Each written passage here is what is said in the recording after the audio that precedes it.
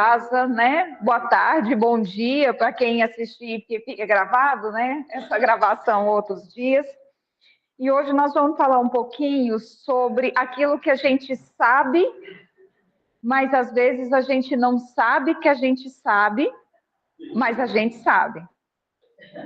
Que é a questão da lei natural, a consciência e o livre-arbítrio. Então, livre-arbítrio é uma coisa que, às vezes, no senso comum, né, a gente vê as pessoas falando muito disso. Quando eu era mais nova, eu sempre falo isso, que eu era chata, muito questionadora, e eu falava assim, se eu chego num restaurante, tem batata e cenoura, eu tenho opção de escolher entre batata e cenoura. Mas se eu quiser beterraba, não tem. Aí, e eu achava que esse argumento era tudo, né? Ou seja, eu tenho uma liberdade, pero não útil. Aí um dia uma amiga falou assim, mas você pode sair do restaurante, buscar outro. Você não precisa ficar nesse. Eu falei, nossa, é verdade. Eu não preciso ficar nesse. Então, a gente tem liberdade. E eu vou mostrar qual a liberdade que a gente tem. E a gente é responsável por ela, né? Então, tá vendo? Tá pequeno. Mas vamos pensar no livro dos Espíritos. A gente vai passar pelo livro dos Espíritos, pelo Evangelho segundo o Espiritismo, e vamos chegar nos livros de Emmanuel. E aí, temos a lei natural. E o nosso livre-arbítrio só nos ajuda quando ele está inserido e de acordo com essa lei natural. O que é a lei natural, gente? É a lei de Deus. É a única verdadeira para a felicidade do homem, indica-lhe que deve fazer ou deixar de fazer, e ele só é infeliz quando dela se afasta. Então, nós temos a lei de Deus, que é a lei natural. A gente só colhe aquilo que não é interessante quando a gente planta algo distante dessa lei. E aonde que está essa lei? Na nossa consciência. Por isso que eu falei que a gente sabe, às vezes a gente não sabe que sabe, mas a gente sabe. Porque a gente é fonte divina, nós viemos da fonte divina, nós temos a consciência, né? E nós temos a luz que Jesus nos trouxe, né? Desenvolva a sua luz, vocês são deuses. Então, nós temos isso. Agora, a gente alimenta isso ou não? Mas não tem uma criatura que é criada por Deus que não tem essa inscrição na consciência. Visto que o homem traz na sua consciência a lei de Deus, que necessidade havia de ela lhe ser revelada, né? Pelo Espiritismo, não só pelo Espiritismo, né? Mas quando Jesus traz. E ele disse, ele a esquecera e desprezara, quis então Deus que lhe fosse lembrada. Olha só, a amorosidade de Deus. Ele está nos lembrando disso sempre. Tem uma palestra do Jorge Alahá, que ele fala que a noção do sagrado, ela está na nossa vida desde o início. Ela está lá, ó, inscrita há muito tempo, em vários credos, em várias religiões, em várias culturas. Não dá para a gente dizer que a pessoa não sabe. O ateu, ele argumenta contra a ideia de Deus. O ateu ser ateu, precisa de um Deus. Porque aí ele é ateu porque ele não acredita. Entendeu? Então, tudo gira em torno de Deus. E ele jamais ia nos criar e nos deixar sem essa relação. Todos os espíritos passam pela fieira do mal para chegar ao bem? Pela fieira do mal, não, mas pela fieira da ignorância. Ou seja, o que faz com que a gente faça o mal é a nossa ignorância. E é uma ignorância da lei? Não necessariamente, mas é uma ignorância espiritual mesmo. Eu já falei isso aqui em algumas outras palestras e vou fixar hoje. Teve um dia que eu estava num curso e aí a professora montou uma mesa, muito bonita, por sinal, tinha várias bexigas coloridas, e ela falou, e palito de dente e algodão redondinho, daqueles algodões que a gente compra na farmácia, não os discos, mas os redondinhos prontos. E aí ela falou, cada um pega um balão e cada um enche esse balão. E aí a gente encheu o balão, todo mundo assim, né, o que vai acontecer, meu Deus? E aí ela falou assim, a dinâmica é, chegar ao final com o seu balão intacto. Você tem que manter o seu balão intacto. O que a gente fez, incluindo eu? Pegou o palito e começou a furar o balão do outro. E aí a pessoa ficou nervosa e puxa a roupa daqui, e uma quase caiu, tal. Um ou dois chegou com esse balão pronto, aí ela falou, gente, o que aconteceu aqui? De não, porque fulano furou e tal. Ela falou, o que eu pedi? Para chegar com o seu balão intacto. E quem foi que falou para que ter o seu balão intacto, a gente precisa furar o do outro? Olha só. Então, por que a gente entende, muitas das vezes na nossa vida, que para que eu tenha algo bom, você tem que perder o seu? O Sol é para todo mundo, o planeta é para todo mundo. Por que eu quero ter mais do que você? Por que eu não aguento que você tenha o seu e eu tenha o meu? São coisas que a gente vai se perguntando, porque nós somos seres de essência divina, mas nós somos hoje luz e sombra. E se a gente não dá conta de observar, perceber e integrar a nossa sombra, a gente vai ter muita dificuldade para ver a nossa luz. Porque faz parte da gente. E se eu não tenho sombra e eu não reconheço a sombra que eu tenho, para onde que ela vai? Para o outro. O outro é que é o problema. Porque aí eu vou projetar a minha sombra na outra pessoa. E quando eu reconheço que o que me irrita no outro tem muito meu, aí eu vou trabalhar aqui para eu enganchar menos ali. É o cuidar do seu próprio balão. Por que alguns espíritos seguiram o caminho do bem e outro do mal? E aí os espíritos dizem, eles não têm o livre-arbítrio, Deus não os criou mal, criou simples e ignorantes, tendo tanta aptidão para o bem quanto para o mal. Os que são maus assim se tornaram por vontade própria. Guardem essa palavra. Vontade. Que definição se pode dar de moral? A moral é a regra do bem proceder, distinguir o bem do mal, né? E fundamenta-se na observância da lei de Deus, que é a lei natural. O homem procede bem quando faz o bem para todos e quando não cumpre, procede mal. E como que se pode diferenciar o bem do mal? Kardec vai conduzindo, vocês estão percebendo? Ele vai conduzindo a gente. O bem é tudo que é conforme à lei de Deus, o mal é tudo o que é contrário. Então, basicamente, nós temos os 10 mandamentos. Mas, basicamente ainda, Jesus transformou-os em 2. Amar a Deus sobre todas as coisas e ao próximo contra ti mesmo. Essa é a lei natural. Tudo que é contrário a isso é mal. É simples, não é? Se a gente for parar para pensar, é bem simples.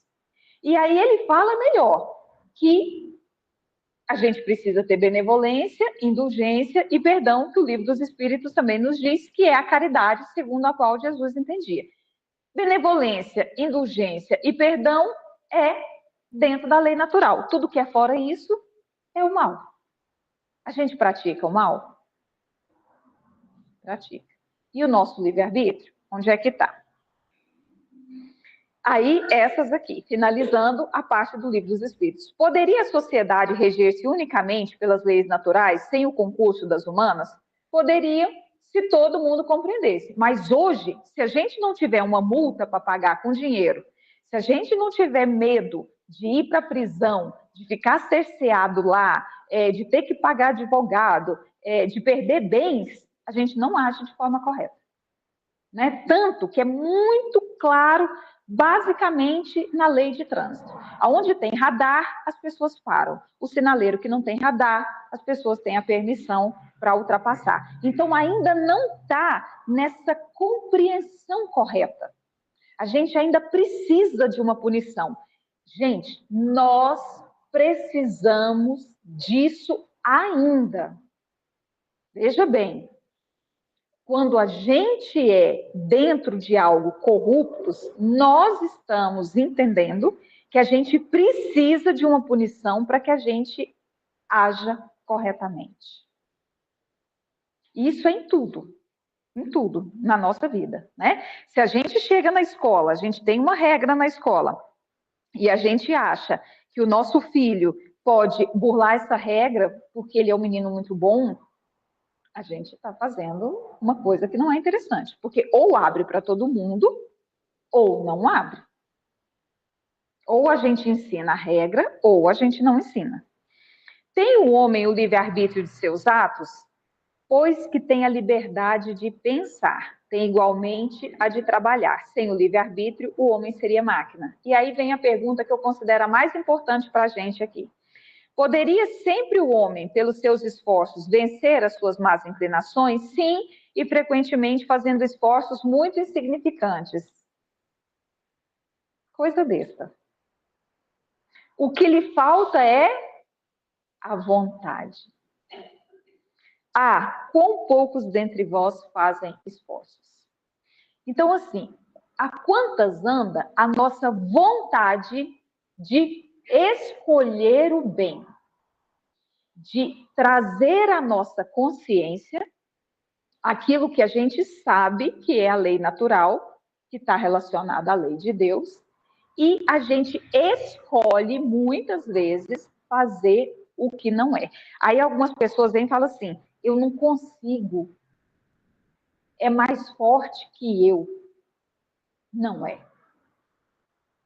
Eu não consigo ainda me satisfaz um pouco melhor.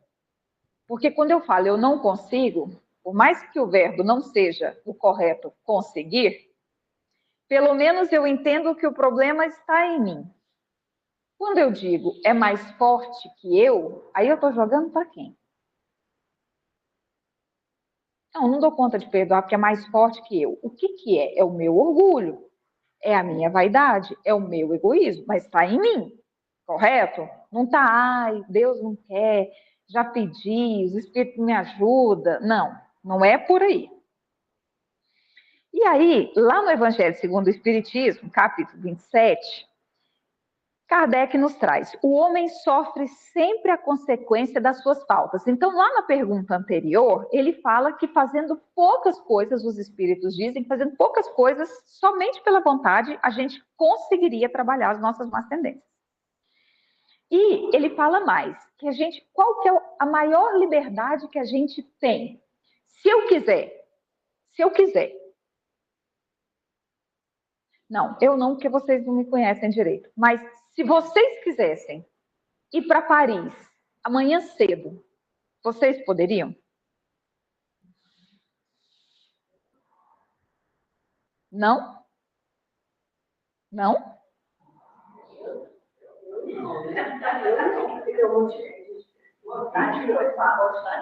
Mas se a gente roubasse uma pessoa, vendesse um carro, a gente poderia, não poderia? Isso, vamos supor, mês que vem. Aí a gente tira o visto, aí a gente larga o emprego, pede as contas, rouba alguém, vende a mãe, aí a gente poderia ir para Paris, certo? Só que o que ia acontecer? Arcar com as consequências. Então, quando a gente fala que a gente não pode, é porque a gente está olhando dentro do ponto de vista prático. Né? Eu não tenho dinheiro agora, mas eu posso tirar um empréstimo consignado e ir para Paris e nunca mais voltar. Posso, mas nem tudo me convém, nem tudo me é lícito. Então, o que acontece? A gente tem que arcar com as consequências da nossa decisão. Eu posso vender minha casa e ir. Um dia eu tenho que voltar. E o dia que eu voltar, eu vou estar sem casa. Beleza, decisão. Consequência. Mas, para além de tudo, nós temos uma liberdade ainda mais importante para a gente, que é de ir para Paris amanhã cedo. Que é a liberdade de quê? O que a gente faz o tempo todo? Pensar. Aí é a nossa maior responsabilidade. Porque a gente que é espírita, a gente sabe que o pensamento, ele abre portas para comunicação integral com o mundo dos espíritos, certo? Porque todo mundo é médium em maior ou menor grau. E a gente nunca está sozinho. E o plano espiritual está aqui. O que muda é a roupagem. Então, nós é que plasmamos a nossa vida por meio dos pensamentos, certo? Então, o nosso livre-arbítrio nem é tanto de agir, Porque às vezes a gente não tem muita condição de agir em muitas situações, mas a gente tem a de pensar. E pensando, a gente pode melhorar ou piorar muito a nossa realidade e a realidade das pessoas que nos cercam. Então, ele fala que a consequência da nossa falta, não há uma única infração à lei de Deus que não tenha a sua punição. E aí a gente pensa que em punição há responsabilização e arcar com as consequências, né? A duração do castigo para toda e qualquer falta é indeterminada, pois está subordinada ao arrependimento do culpado e ao seu retorno ao bem. A pena dura tanto quanto a obstinação do mal, seria perpétua se a obstinação fosse e de curta duração se o arrependimento vier logo. Por isso que não dá para a gente que está de fora mensurar o erro do outro. Porque se internamente ele tiver tido um entendimento e um arrependimento e uma ação no bem, a gente que está aqui reparando, aí a gente fica para trás, entendeu? Porque aí a gente está botando reparo, não perdoa, o outro já caminhou lá nas dores dele e a gente está aqui, ó, lindo, observando tudo e lembrando, porque em 1972 você fez isso comigo. E não tem coisa pior para a gente.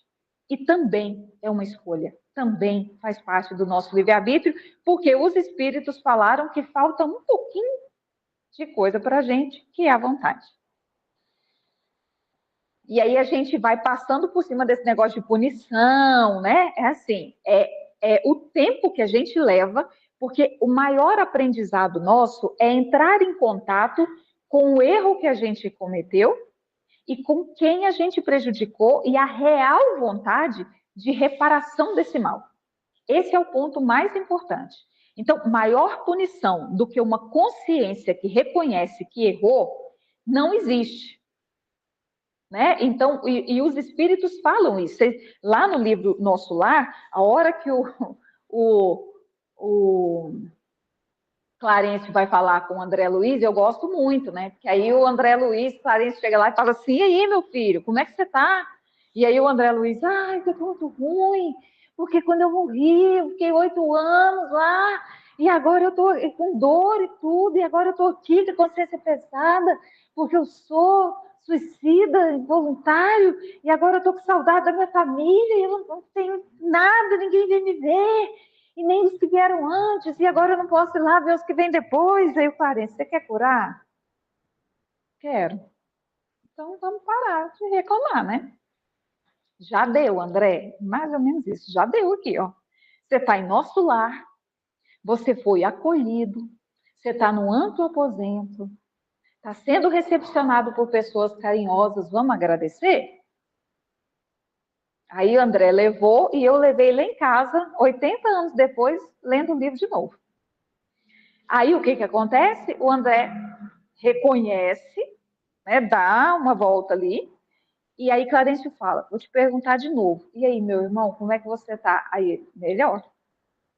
Por que isso? Entendeu o que aconteceu? O que nos mostra o exemplo de Saulo, Paulo, Paulo, Saulo, né? Entendeu o que aconteceu? Então vamos agindo bem. Ficar lá remoendo o que eu fiz, meu Deus, o que eu fiz, não devia ter feito. Não tem. Passado não volta.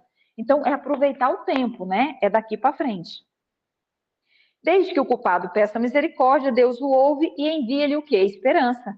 Mas o simples arrependimento do mal não basta. É necessária a reparação da falta, né?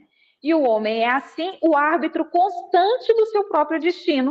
Ele pode abreviar o seu suplício ou prolongá-lo indefinidamente. Sua felicidade ou infelicidade dependem de sua vontade de fazer o bem. Alguém termina o namoro. O que a pessoa costuma fazer quando termina o namoro? Algumas, não são todas. Vai stalkear o outro. Aí, assim, uma foto, 15 lágrimas. Uma foto, 15 lágrimas. A pessoa é o árbitro constante do seu próprio destino. Você pode estar vivendo a sua vida, você pode estar assistindo o outro viver a dele e sofrendo. E sofrendo, e se maldizendo, e mandando vibrações ruins para o outro, guardando raiva, guardando mágoa, até que a pessoa decide abreviar o seu suplício e fala, beleza, então vamos viver minha vida. Pode demorar anos. Estou dando um exemplo bem básico. Não estou falando de gente que matou lá no passado, entendeu? De quem escravizou quem. Não, estou falando de coisa básica agora. Como um acordo terminou o relacionamento. Parece que faz um negócio assim, se o outro é feliz, eu fico triste. Se ele é triste, eu fico feliz. E aí ficam duas vidas amarradas uma na outra, de um jeito que é difícil de soltar. As pessoas não caminham, né? Algum dos lados. O espírito culpado e infeliz pode, assim, salvar-se a si mesmo. A lei de Deus lhe diz sobre quais condições ele pode fazê-la. O que lhe falta, normalmente, tá vendo? De novo, é a vontade. A força e a coragem. Se por meio das nossas preces lhe inspiramos essa vontade, se o sustentamos e encorajamos, se pelos nossos conselhos lhes damos as luzes de que faltam, em vez de solicitarmos a Deus que derrogue a sua lei, né, que volte, nós nos tornaremos os instrumentos da execução dessa lei de amor e caridade, da qual ele assim nos permite participar para darmos nós mesmos uma prova de caridade. E quem é que abre a porta para esse auxílio dos espíritos? Quem, Tassiano? Nozes, né? Jesus é o jardineiro e as árvores temos nós. Então, somos nós que abrimos essa parte. E aí, o Emmanuel vem trazendo algumas orientações para a gente. E eu acho muito bonito isso nos livros de Emmanuel, porque eu estou hoje vivendo uma vibe na minha vida de querer melhorar espiritualmente. Acordei, e aí eu fico no carro, ao invés de ficar ouvindo rádio, música, essas coisas, eu ponho uma radionovela. E aí eu ouvi de trás para frente, aí eu comecei com 50 anos depois, agora eu passei de novo para 2000 anos, e aí vem a história do Públio Lentulus, né? Que ele tem um sonho, olha a misericórdia de Deus agindo. Não estou julgando o Emmanuel, porque faço 10 mil vezes pior que ele. Mas olha a misericórdia de Deus agindo. Ele vive uma vida, lasca com muitos irmãos, ele retorna à carne como uma pessoa totalmente abastada, famosa, né? E aí ele tem um sonho, e no sonho é revelado para ele tudo o que ele fez e a nova oportunidade que ele tem, e é dito assim, basicamente, você tem que abrir mão da fortuna e da pompa, de tudo que você veio, e trabalhar a humildade. Públio Lentulus encontra quem? Jesus em pessoa e escolhe outra coisa. Isso é escolha. E arca com as consequências disso. Né? E aí os outros livros vão mostrando a consequência da decisão que ele tomou. O tempo inteiro dentro da misericórdia. Lá, nos 50 anos depois, no momento do desencarne, ele ainda recebe a assistência de Lívia, que estava olhando por ele do plano espiritual. Porque Lívia usou o livre-arbítrio e fez a escolha correta. Nossa, Emmanuel encontrou Jesus e escolheu incorretamente. E nós? Nós encontramos Jesus, certo? Não em pessoa, mas de várias formas. Nós temos a real noção, nós sabemos. Os discípulos deixaram escrito. E a gente sempre escolhe a companhia de Jesus? Não. Então, quem somos nós para não aprender com Emmanuel, não é verdade? E aí, lá no livro, no Reformador, ante o livre-arbítrio, na revista de 1964, o Emmanuel traz o seguinte. 1964. Surgem aqui e ali aqueles que negam o livre-arbítrio, alegando que a pessoa no mundo é tão independente quanto o pássaro do alçapão. Te lembra alguém? Né? Um negócio da batata com a cenoura. 1990, alguma coisa, eu já estava falando isso. Lá em 64, a Emmanuel já sabia que a gente estava falando isso. Justificando assertiva, mencionam a junção compulsória do espírito ao veículo carnal. Ou seja, vocês já ouviram aquela expressão, eu não pedi para nascer? Adolescente fala muito isso. Não pedi para nascer, não pediu para nascer. Pediu, quase desenhou a vida que queria, né? Alguns de nós. E justificando isso, tipo, eu estou aqui, eu nem escolhi estar aqui. Os constrangimentos da parentela. Olha essa família ruim que eu tenho. Às vezes eu escuto no consultório a pessoa falando, eu só queria ter uma família normal. E eu fico pensando assim, que família normal? Qual que é a família normal? Tudo bem, tem umas que são muito desajustadas. Mas normal, é muito difícil a gente falar. Às vezes a normal é desajustada, se a gente for pensar, porque os resgates não acontecem nas famílias, não é assim que a espiritualidade nos ensina, que tem as relações de mães e filhos, marido e mulher, justamente para a gente aprender a desenvolver o amor. Aí a gente vem e reclama da família, porque não era essa que eu queria, não. É a gente. Os constrangimentos da parentela, as convenções sociais, as preocupações incessantes na preservação da energia corpórea, é difícil, né? Goiânia, 5 sol para cada pessoa, um dia neblina, outro dia Covid, outro dia influenza, aí um dia chove, depois vem uma sequidão, e aí a gente fica difícil para manter nesse corpo e a gente reclama. As imposições do trabalho, a obediência natural aos regulamentos constituídos para a garantia da ordem terrestre, esquecendo-se de que não há escola sem disciplina. Então, a gente precisa ter as nossas disciplinas. A gente tem. Qual a nossa responsabilidade no caos que a gente vive? Certamente, todos os patrimônios da civilização foram erigidos pelas criaturas que usaram a própria liberdade na exaltação do bem. No entanto, para fixar as realidades do livre-arbítrio, examinemos o reverso do quadro. E aí ele vem trabalhar o reverso, para a gente ver a diferença. Pensemos no desencanto daqueles que amontoaram moedas por longo tempo, acumulando o suor dos semelhantes em louvor da própria avareza e sentem a aproximação da morte sem migalha de luz que lhes mitigue as aflições das trevas. Se a gente pensar nessa pessoa, a gente não entende a escolha dela? Então, às vezes, a gente precisa afastar da gente para a gente ver com maior clareza. Ponderemos a tortura dos que abusaram da inteligência, reconhecendo à margem da sepultura os deprimentes resultados do desprezo com que se espezinharam a dignidade humana. Não teve uma escolha? Quando a gente sai de manhã, de novo eu vou no trânsito, porque eu já falei para vocês que, para mim, o dia que eu for serena no trânsito, eu zerei a vida. Estou dirigindo. Tem uma pessoa entrando aqui. Uma reca de carro atrás. Eu tenho a escolha, não tem? Qual? Dá uma passagem. A pessoa está pedindo, está difícil. Quando sou eu que estou aqui, eu falo, nossa, ninguém tem unidade nessa cidade, ninguém para mim.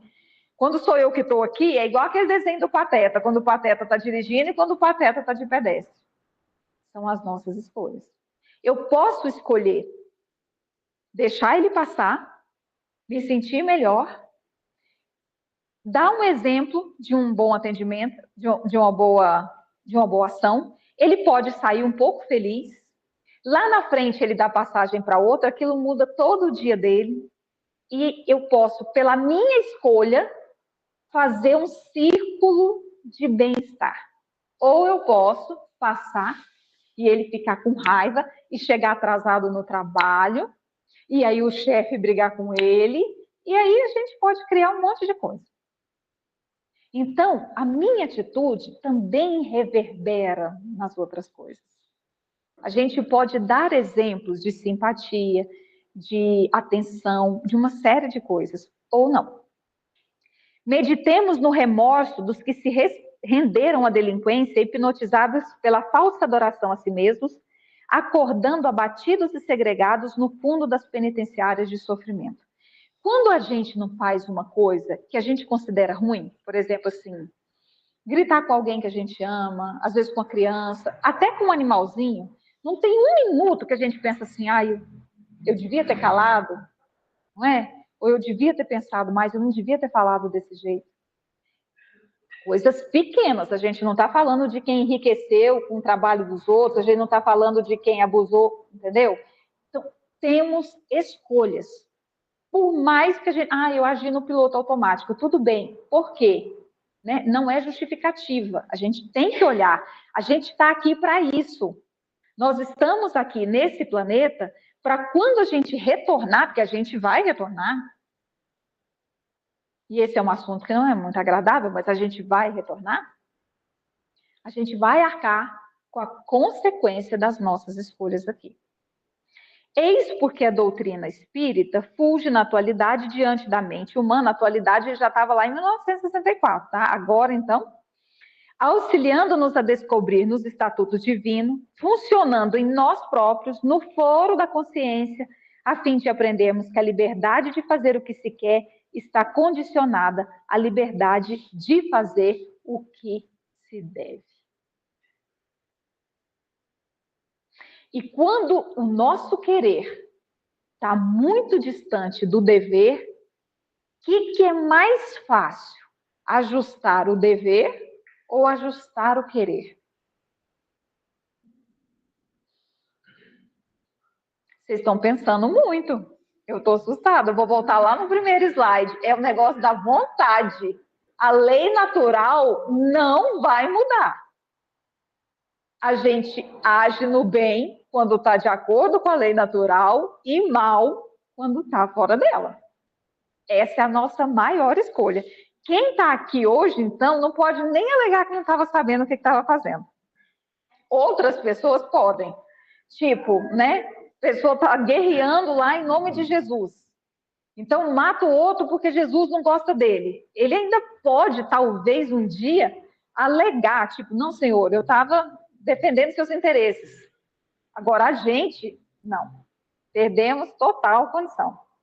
Então, estudemos os princípios da reencarnação na lei de causa e efeito, a lei da justiça e da misericórdia de Deus, e perceberemos que, mesmo encarcerados agora em constringentes obrigações, estamos intimamente livres para aceitar com respeito e humildade as determinações da vida, edificando o espírito de trabalho e compreensão naqueles que nos observam e nos rodeiam, marchando gradativamente para a nossa emancipação integral desde hoje, porque o nosso futuro a gente constrói no agora. Não tem jeito de ser diferente. O que a gente posterga, a gente vai responder por.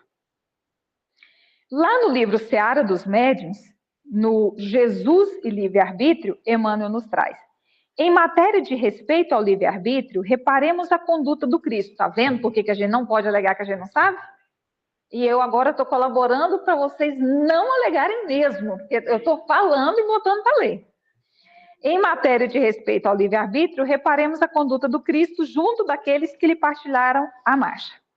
Ajuda sem pedir adesão, ou seja, não tem o si, não exibe poderes divinatórios para impressionar o sinédrio, permite que Pedro o renegue à vontade,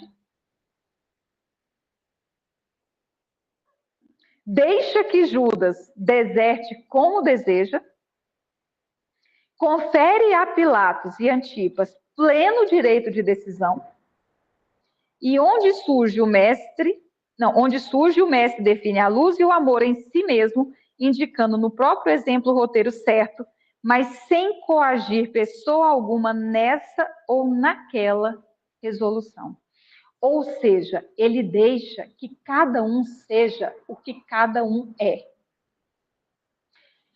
Gente, Jesus, a gente quer mudar o outro. Não, você não pode ser assim. Você tem que fazer assim, assim, assim, pensar desse jeito. A gente, não, a gente. Jesus, a gente. Quem que a gente acha que a gente é para tentar mudar o outro? Tá vendo a ignorância? Primeiro, que não adianta a gente querer do outro aquilo que ele não pode dar. A gente não dá conta de mudar a gente. A gente sai daqui e fala, vou perdoar todo mundo. Amanhã a gente já mudou de ideia. Por que, que a gente quer que o outro nos dê aquilo que ele não dá conta?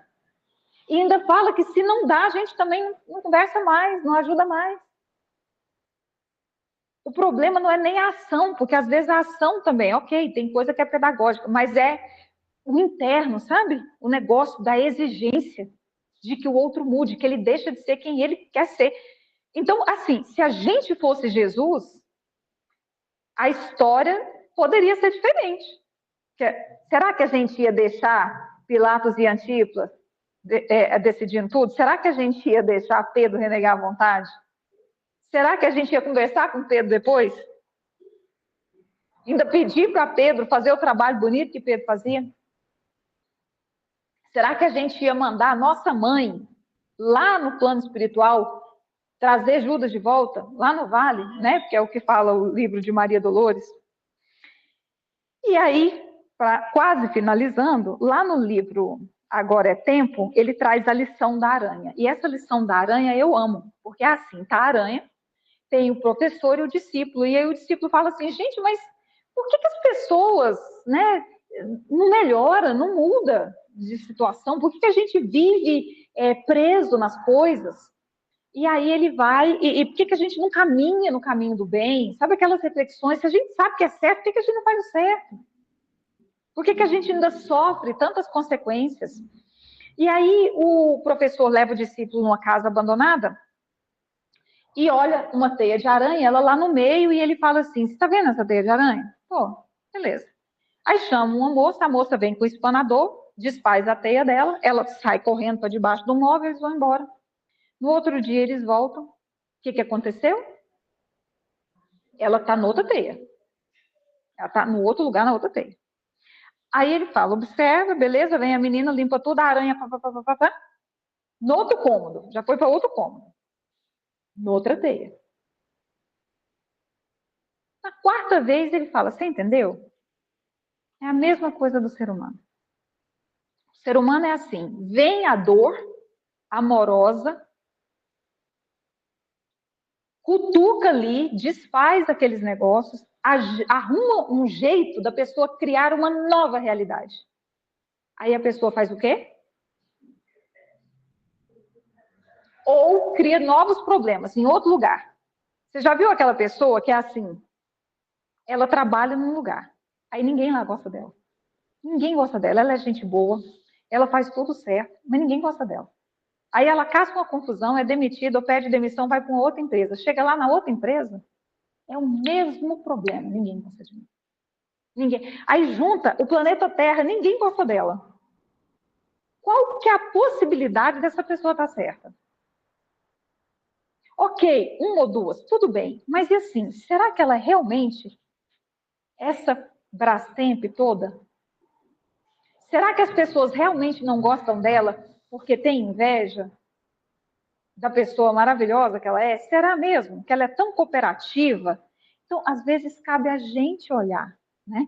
E aí eu trouxe para vocês um vídeo que eu não sei se vai dar para ouvir tudo, mas vamos lá, na base da fé. Falar mal dos outros. Cuidar da sua vida. Dá mais atenção para sua mãe. Revista de fofoca. Um livro. Inveja. Trabalho duro. Caridade.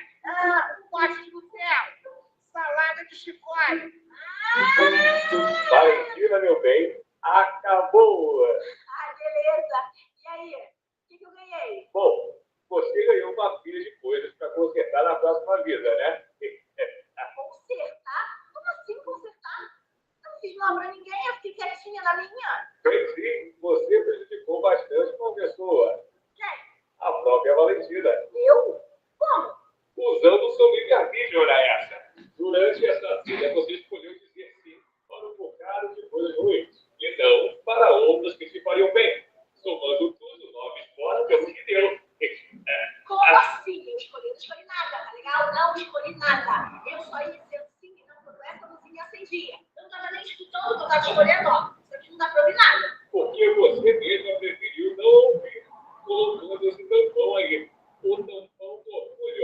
É um pão do orgulho. Vocês também podiam ter soprado a resposta certa. Olha, meu bem, a gente até tentou. Mas nem quando fomos mais diretos, usando um parente, um amigo, um livro, ou até mesmo um vídeo do YouTube, nada disso deu certo. O orgulho é um tampão muito eficiente. Tá bom. Então, melhor voltar, né? E começar logo a consertar essa bagunça. Ó, dessa vez, tem tampão. Certa a resposta. E vai pra lá com essa venda também, né, Valentina? Imagina! Aqui, ó. É preciso ter olhos de ver e ouvidos de ouvir, né? E ouvir e ver também é uma escolha. E aí, finalizando, eu vou dividir com vocês uma história sobre a questão do pensamento, né? Para a gente imaginar e entender a qualidade dos nossos pensamentos. E aí tem um conto que fala que tem um cara que estava andando no paraíso. Ele estava andando lá na Índia e de repente ele entra no paraíso. E aí ele entrou no paraíso e estava muito cansado. Aí ele pegou e deitou nos pés da árvore dos desejos. Aí quando ele acordou, não sabendo que ele estava aos pés da árvore dos desejos, ele pensou assim: ai, que fome! Podia tanto aparecer uma comida aqui.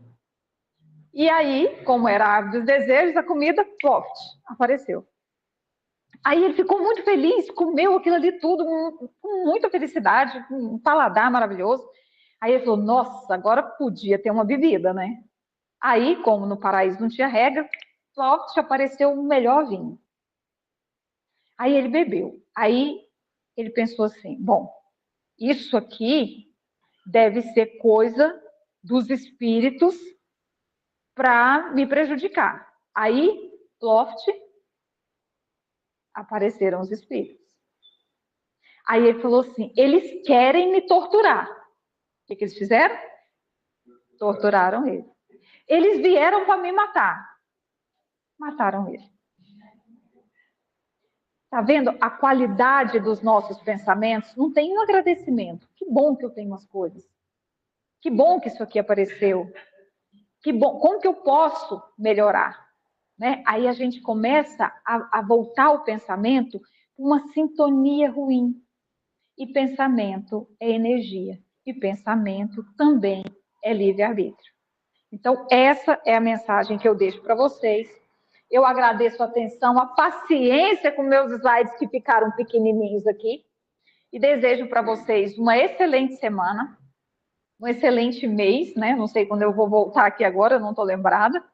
E que a gente possa, né, trabalhar essa questão do livre-arbítrio, lembrando que a gente tem uma decisão a cada momento. E aí tem um cara que chama Sadhguru, que tem um vídeo que ele fala assim, que quando a gente acorda, se a gente encostar na perna e entender que a gente está vivo, a gente ali já pode dar um sorriso. Porque a gente vai ter um dia inteiro para cuidar da nossa vida de forma qualitativa.